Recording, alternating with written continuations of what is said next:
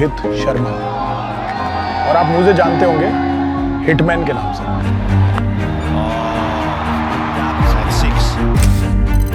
मुंबई, वो शहर जो कभी सोता नहीं, ख्वाबों का, उनकी ताबीर का शहर, और हाँ, क्रिकेट का शहर भी।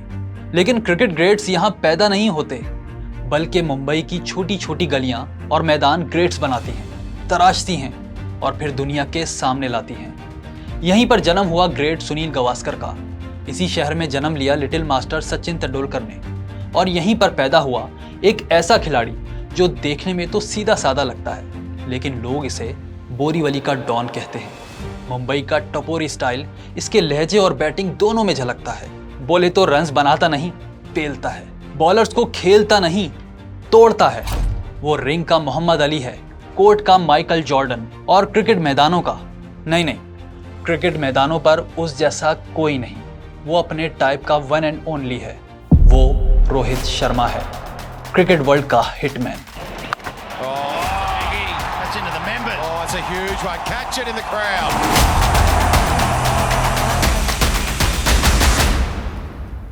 इंडिया, यहाँ क्रिकेट बस एक खेल नहीं, एक रिलीजन है। यहाँ जो बल्ला पकड़ता है उसकी हर मूव को लोग देखते हैं, इसे जांचते हैं, परखते हैं, चाहे वो गली में खेल रहा हो या इंटरनेशनल क्रिकेट में। और जहाँ तक बात है नेशनल टीम की, तो वो अरबों लोगों का अरमान है।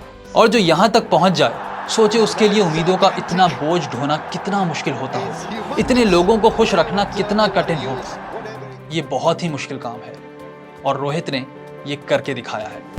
5 मरतबा IPL चैंपियन, 2 मरतबा T20 वर्ल्ड कप जीतने वाला, बल्कि एक बार अपनी कप्तानी में जितवाने वाला, सबसे ज्यादा T20 रन्स और सेंचुरियां भी बनाने वाला। वनडे में देखें तो एक वर्ल्ड कप में सबसे ज्यादा सेंचुरीज, सबसे ज्यादा डबल सेंचुरीज, बल्कि एक नहीं, 2 नहीं, 3 डबल सेंचुरियां हैं रोहित की। इस फॉर्मेट की सबसे लंबी इनिंग्स भी रोहित ने ही खेली है।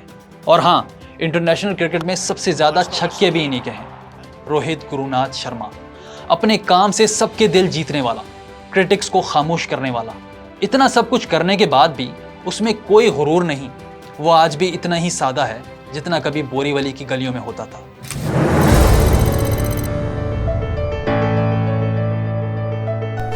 रोहित के क्रिकेट सफर का आगाज हुआ मुंबई की गलियों से।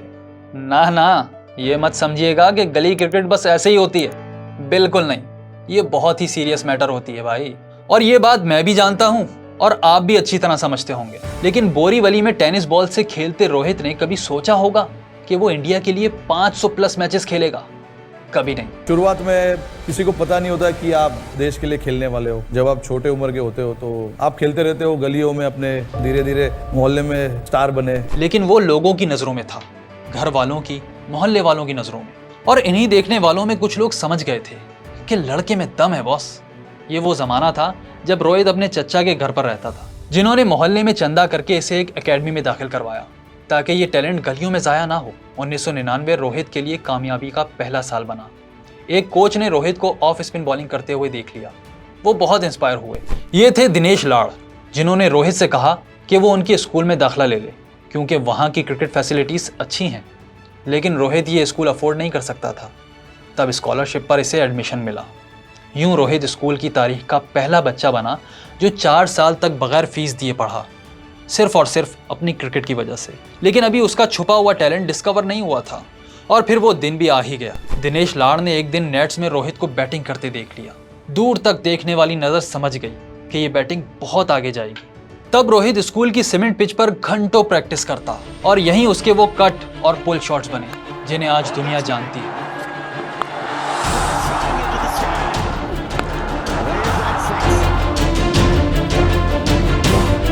दुनिया कहती है खेल है, खेल को खेल रहने दो, लेकिन असल बात यह है कि ये आपसे बहुत डिमांड करता है।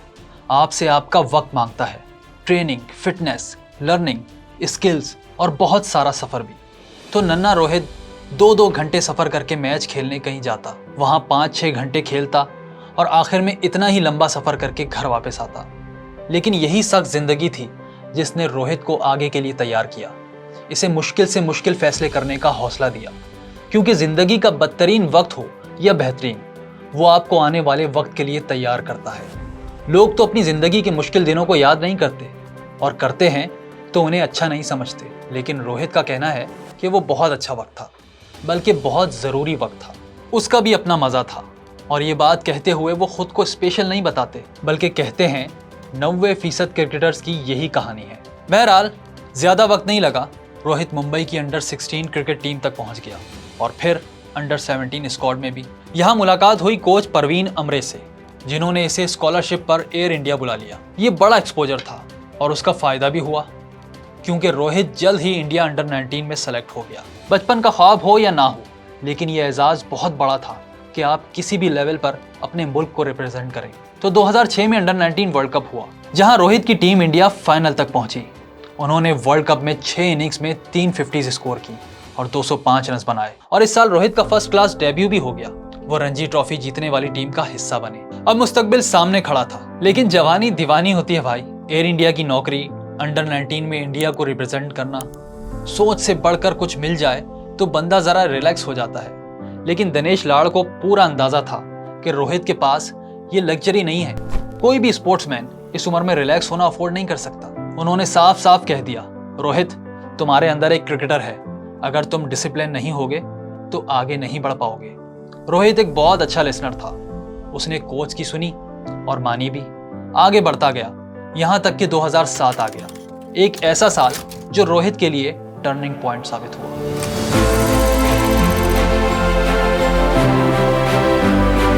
कहते हैं आगाज जैसा भी हो, अंजाम अच्छा होना चाहिए। इंडिया के लिए साल 2007 का आगाज बहुत बुरा था। वो वनडे वर्ल्ड कप के पहले ही राउंड में बाहर हो गया। और इंडिया हो या पाकिस्तान, ये बात तो कंफर्म है, अगर वर्ल्ड कप बुरा गया तो फैसले बड़े होंगे। इंडिया ने भी ऐसा ही किया। नए जमाने के लिए नई टीम बनाई, जिसमें रोहित शर्मा भी शामिल थे। 1.5 अरब लोगों का ख्वाब है टीम इंडिया से खेलना। वहां रोहित नेशनल टीम तक आ गए, ये बहुत बड़ा एजाज था। वैसे किसी भी इंटरनेशनल प्लेयर से पूछा जाए तो वो यही कहता है कि मैं तो बचपन से मुल्क को रिप्रेजेंट करना चाहता था, बल्कि शायद ये भी कह दे कि इसे तो यकीन था कि एक दिन ऐसा आएगा। लेकिन रोहित सबसे मुख्तलिफ है।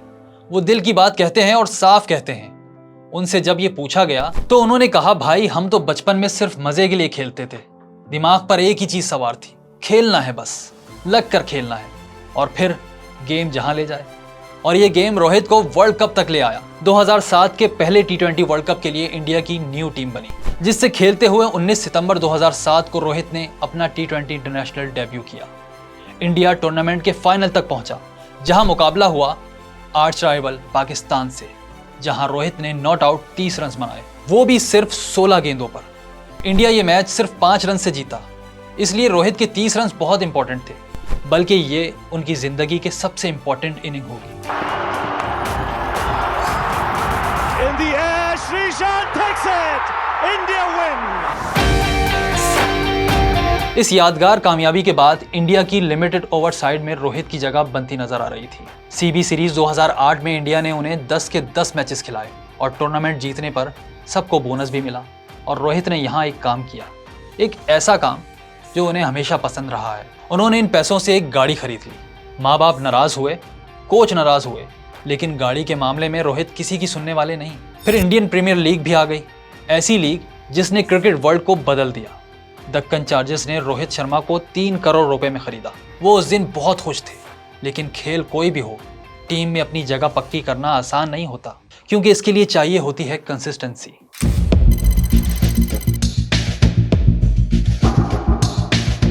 कहानी कितनी ही मशहूर क्यों ना हो, कितने ही अजीम खिलाड़ी या शख्सियत की क्यों ना हो, इसमें जवाल तो आता है। कहानी होगी तो मोड़ तो आएगा भाई। रोहित की जिंदगी में भी आया, बल्कि ये उरूज और जवाल की कहानी का पहला पार्ट था।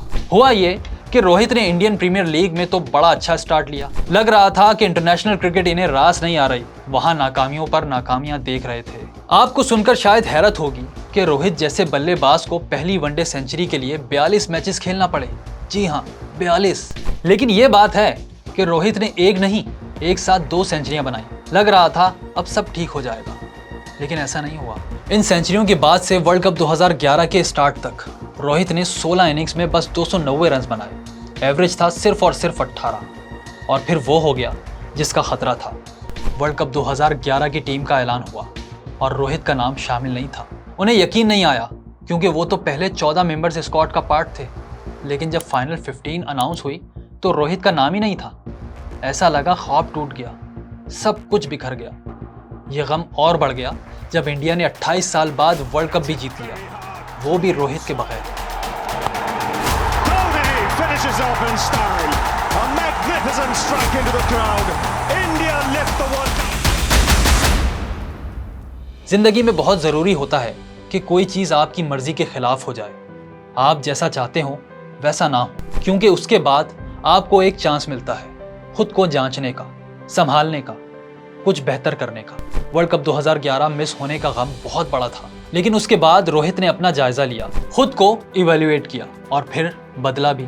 तो 2011 जो गम का साल था, रोहित ने उसे अपने रिवाइवल का साल बना लिया। यही वो साल था जब आईपीएल में अपने शहर की टीम में भी आए, यानी मुंबई में। फिर 2011 से 2013 ये साल रोहित के बेस्ट आईपीएल ईयर्स बन गए। आईपीएल में उन्होंने क्या कारनामे किए, इस पर तो आगे चलकर बात करेंगे।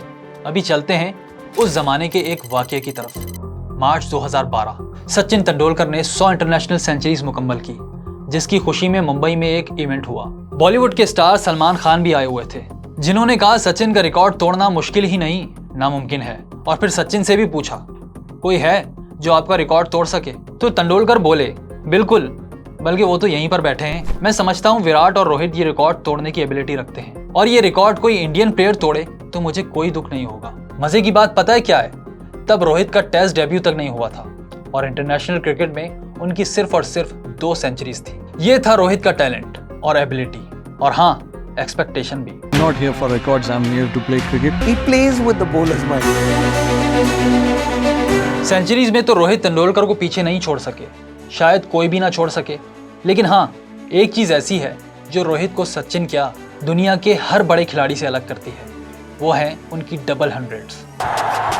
And it's a moment of history for Rohit Sharma, first batsman to score 2 double hundreds in ODI cricket.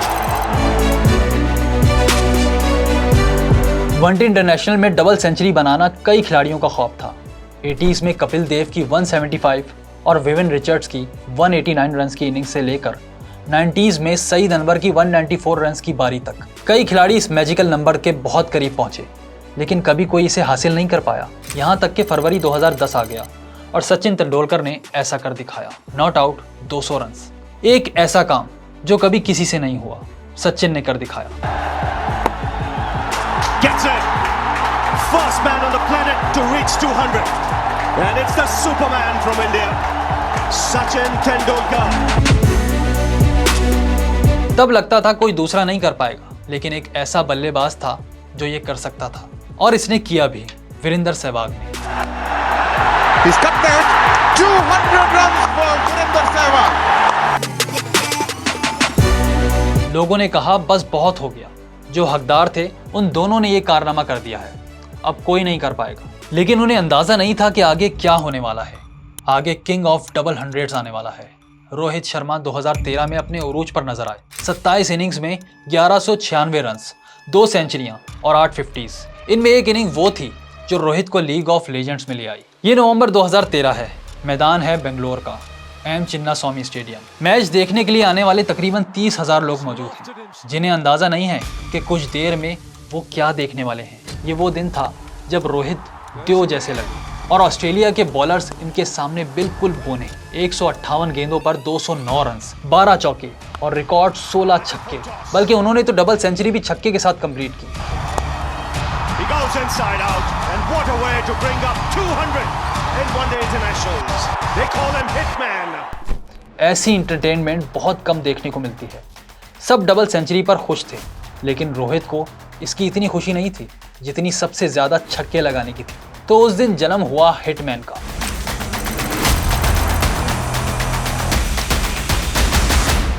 अब रोहित को रोकने वाला कोई नहीं था, क्योंकि वनडे में उनकी जगह पक्की हो गई थी।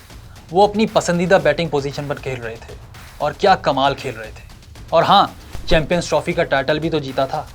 बहरहाल, पहली डबल सेंचुरी के सिर्फ और सिर्फ 16 मैचेस बाद, जी हाँ, सिर्फ 16 मैचेस के बाद रोहित ने एक और डबल सेंचुरी मार दी।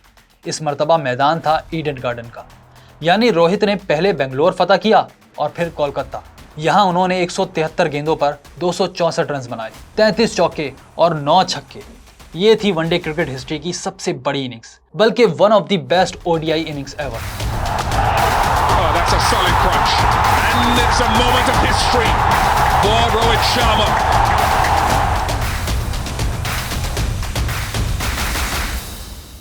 इस इनिंग्स की खास बात यह थी कि जैसे जैसे आगे बढ़ रही थी, इसका पेस भी बढ़ रहा था। आखिरी 50 रन तो रोहित ने सिर्फ 15 गेंदों पर बनाए। दुनिया इस इनिंग्स पर हैरान थी और रोहित को इसकी खुशी थी कि वो आखिरी बॉल तक क्रीज पर मौजूद रहे। 50 ओवर्स खेलना उनके लिए ज्यादा खुशी की बात थी। रोहित यहाँ पर रुके नहीं, एक और डबल सेंचुरी भी बनाई। जी हाँ, तीसरी डबल सेंचुरी भी। 2017 में मोहाली के मैदान पर 153 बॉल्स पर 208 रन, 13 चौके और 12 छक्के। There's still not human effort. David Henry, stand up and salute your man. इसी इनिंग्स के बाद विराट कोहली ने कहा था, 3 डबल सेंचुरियां, मुझे यकीन है कि पहली ट्रिपल सेंचुरी भी रोहित ही बनाएगा। तभी कहते हैं ये रोहित का साल था, जिसमें 6 सेंचुरियों के जरिए बनाए 1293 रन। लेकिन इससे भी बड़ा साल आने वाला था, जो रोहित के लिए तो शानदार था, लेकिन इंडिया के लिए बहुत बुरा। 2019, जिसमें इंडिया फेवरेट होने के बावजूद वर्ल्ड कप सेमीफाइनल हार गया। उनकी बड़ी कामयाबियों के साथ साथ बड़ी नाकामियां कौन सी हैं, इन पर बात करेंगे।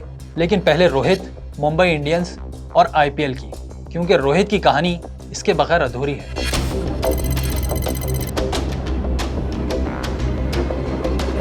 जो अटैकिंग स्टाइल और एग्रेशन है ना रोहित का, वो तो बना ही T20 और आईपीएल के लिए है।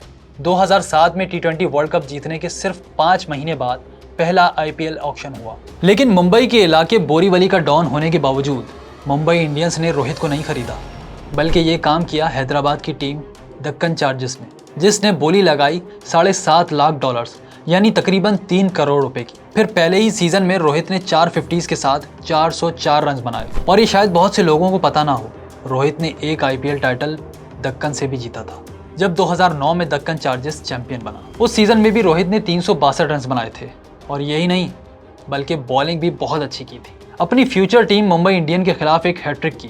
बहरहाल रोहित ने पहली आईपीएल ट्रॉफी उठाई, लेकिन अभी तो ये ट्रॉफी इन्हें बार बार मिलना थी। कब? जब वो मुंबई इंडियंस में आए, बल्कि जब कैप्टन बने। 2011 के सीज़न के लिए मुंबई ने रोहित शर्मा को $2 मिलियन, यानी तकरीबन 9.25 करोड़ इंडियन रुपए में खरीदा। लेकिन मुंबई ना उस सीज़न में और ना ही आने वाले सीज़न में टाइटल जीता। डेस्परेशन बढ़ रही थी और 2013 आ गया। ये आईपीएल का 6ठा सीज़न था, लेकिन मुंबई इंडियंस का दामन अब भी खाली था। उनके पास दुनिया का सबसे बड़ा बल्लेबाज था सचिन तेंदुलकर, सबसे बड़ा कैप्टन रिकी पॉन्टिंग था, और भी बहुत थे, बस टाइटल कोई नहीं था। यही वजह है कि सीजन के बीच में रिकी पॉन्टिंग ने कप्तानी छोड़ दी, बिल्कुल अचानक। अब नया कप्तान कौन होगा? टीम में बड़े बड़े खिलाड़ी थे, कोई भी बन सकता था, लेकिन कप्तान बनाया गया रोहित शर्मा को। बस ये समझें कि वो एक्सीडेंटल कैप्टन बन गए। लेकिन इतनी बड़ी जिम्मेदारी मिली, इतना बड़ा टारगेट मिला, लेकिन रोहित का स्टाइल वही पुराना वाला। कप्तान बनने के बाद पहला सवाल ये पूछा, अब मेरे को होटल में डीलक्स स्वीट मिलेगा ना? स्टाइल है बंदे का यार। और इसी स्टाइल के साथ रोहित शर्मा ने पहले सीजन में ही मुंबई को चैंपियन भी बना दिया, और फिर सिलसिला चल ही निकला। अगले 8 सालों में मुंबई 1-2 नहीं 5 मरतबा आईपीएल टाइटल जीता। वाह, 2015 आईपीएल तो बहुत ही स्पेशल थी। मुंबई एलिमिनेट होने वाला था, लेकिन आखिरी 8 में से 7 लीग मैचेस जीतकर प्लेऑफ तक पहुंचा और आखिर में फाइनल भी जीत गया।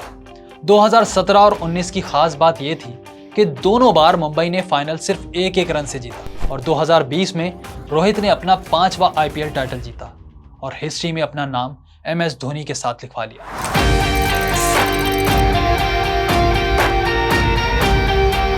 आपने नोट किया, इतना सब कुछ हो चुका है, लेकिन अब तक रोहित की टेस्ट करियर पर कोई बात नहीं हुई।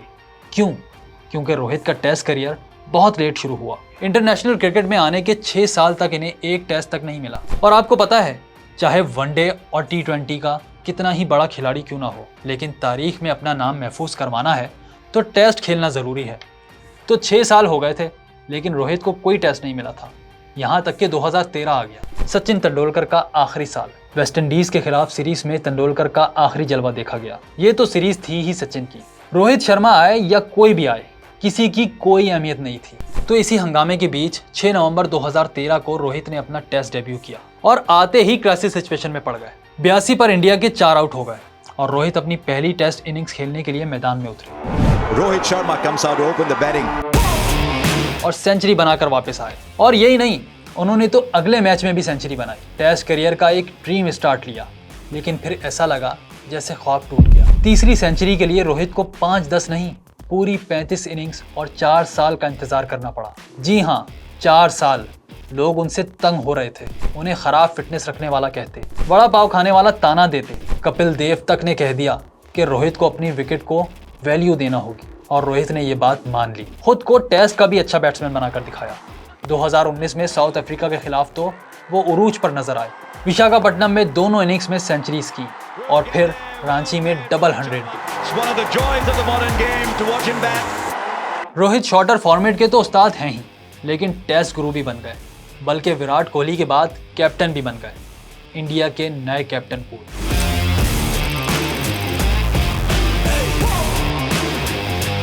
मार्च 2022 श्रीलंका के खिलाफ सीरीज का पहला टेस्ट है। ये पोस्ट कोहली एरा है। विराट अपना 1.25 टेस्ट खेल रहे हैं, लेकिन एज अ प्लेयर, जबकि ये रोहित का पहला टेस्ट है एज अ कैप्टन। कहते हैं रोहित को सारी रात नींद नहीं आई थी। कितनी हैरत की बात है ना, एक बंदा जो 14 साल से इंटरनेशनल क्रिकेट में मौजूद है, कई IPL टाइटल्स जीत चुका है, दूसरे फॉर्मेट्स में कप्तानी भी कर चुका है, लेकिन एज अ कैप्टन पहला टेस्ट खेलते हुए घबरा रहा है। ये प्रेशर होता है टेस्ट का, और साथ ही ये भी बताता है कोई चाहे कितना ही बड़ा खिलाड़ी क्यों ना हो, वो बिलाखिर इंसान ही होता है, और उसका इंसान होना इन तमाम फिजिकल और मेंटल चैलेंजेस से लड़ना ही इसे ग्रेट बनाता है। रोहित अब तक 18 मैचेस में इंडिया की कैप्टनसी कर चुके हैं, और मजे की बात 12 जीत भी चुके हैं। उनका विनिंग रेशो किसी भी दूसरे इंडियन कैप्टन से ज़्यादा है। जी हाँ, विराट कोहली, MS धोनी और सौरव गंगुली से भी ज़्यादा। और जब बात हो रोहित की कप्तानी की, तो हम 2024 की T20 वर्ल्ड कप को कैसे भूल सकते हैं। रोहित के नंबर्स देखें, स्टैट्स देखें, बहुत ही अच्छे हैं, लेकिन चाहे जितने भी अच्छे हों, बहरहाल नंबर्स ही हैं, और रोहित तो नंबर्स से कहीं आगे के खिलाड़ी हैं। वो एक ऐसी कहानी का मेन कैरेक्टर हैं, जो कोई फैंटेसी नहीं, देवमलाई कहानी नहीं, उनकी स्टोरी में कई अप्स एंड डाउन्स हैं। खुद देखें, रोहित ने कप्तानी संभाली तो आते ही कई धचके लगे। एशिया कप और T20 वर्ल्ड कप 2022 में नाकामी का सामना किया, बहुत ट्रोलिंग हुई। रोहित की फिटनेस पर तो बहुत सवाल उठ रहे थे, लेकिन टीम को भी डैडीज आर्मी कहा जाता था, क्योंकि रोहित, विराट, KL, कार्तिक, अश्विन, शमी, भुवनेश्वर सभी 30 से 35 साल के थे। फिर इंडिया वर्ल्ड टेस्ट चैंपियन 2023 का फाइनल भी हार गया। मुंबई इंडियंस की कप्तानी भी रोहित से छिन गई। ऐसा लगता था उनका डार्केस्ट पीरियड शुरू हो चुका है। कहाँ है तेरा रोहित शर्मा भाई? तो कैप्टन से हटाया जाए रोहित शर्मा को, कोई काम की नहीं है रोहित शर्मा जी, कोई काम की नहीं है रोहित शर्मा जी। लेकिन रोहित हैं, और कहा था ना, ये कहानी है ही अप्स एंड डाउन्स की, हर मर्तबा गिरने के बाद उठ खड़े होने की। तो रोहित ने 2023 के क्रिकेट वर्ल्ड कप में जो कर दिखाया, वो उनकी वापसी थी। बस एक कमी रह गई, इंडिया फाइनल हार गया, क्योंकि वो ऑस्ट्रेलिया का दिन था। बेहतरीन से बेहतरीन खेल के बावजूद इंडिया वर्ल्ड चैंपियन नहीं बन सका।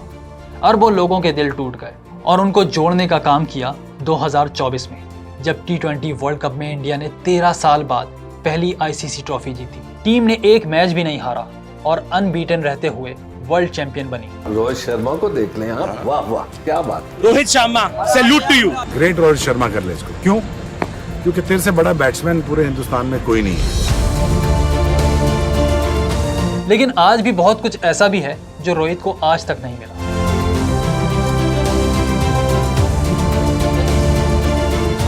रोहित शर्मा के करियर में इंडिया कई बिग मैचेस हारा, वर्ल्ड कप 2015 हो या 2019, वर्ल्ड टेस्ट चैंपियनशिप के 2 फाइनल्स हों या चैंपियंस ट्रॉफी 2017 का फाइनल, जहां पाकिस्तान के खिलाफ रोहित 0 पर आउट हुए। फिर वर्ल्ड कप 2019 में रोहित ने 5 सेंचुरीज बनाई, एक वर्ल्ड रिकॉर्ड कायम किया, लेकिन सेमीफाइनल में रोहित नहीं चल सके। उस साल Rohit Wisden cricketer of the year तो थे, लेकिन वर्ल्ड चैंपियन नहीं बन सके, और बाकी नाकामियों की बड़ी वजह भी यही है कि वो इन मैचेस में परफॉर्म नहीं कर पाए। रोहित की इतनी सारी इंपैक्टफुल इनिंग्स हैं, 1-2 सेंचुरीज सेमीफाइनल्स और फाइनल्स जैसे मैचेस के लिए भी होनी चाहिए थी, लेकिन ऐसा हो नहीं सका। वो कई बिग मैचेस में नाकाम हुए, और इंडिया का वर्ल्ड कप जीतने और टेस्ट चैंपियन बनने का ख्वाब ही रह गया। और रोहित को इस बात का अंदाज़ा अच्छी तरह है। खुद कहते हैं, हमारा मकसद है सेमीफाइनल्स और फाइनल्स जीतना। जब तक ये मकसद मुकम्मल नहीं होता, चाहे मैं टूर्नामेंट में कितने ही रन्स क्यों ना बना लूँ और कितनी ही सेंचुरीज क्यों ना स्कोर कर लूँ, दिल मुतमईन नहीं होगा। तो ये थ्योरी है रोहित की, और इसी थ्योरी के साथ वो अब भी वर्ल्ड क्रिकेट में मौजूद हैं। और बिल्कुल किसी फिल्मी कहानी की तरह हो सकता है इस कहानी का एंड भी पीक पर हो। रोहित जाते जाते वर्ल्ड टेस्ट चैंपियन भी बन जाएं और ओडीआई वर्ल्ड कप भी जीत जाएं, क्योंकि जब तक रोहित मैदान में है कुछ भी हो सकता है। और ना जाने क्यों दिल कहता है ऐसा होकर रहेगा। आपको क्या लगता है?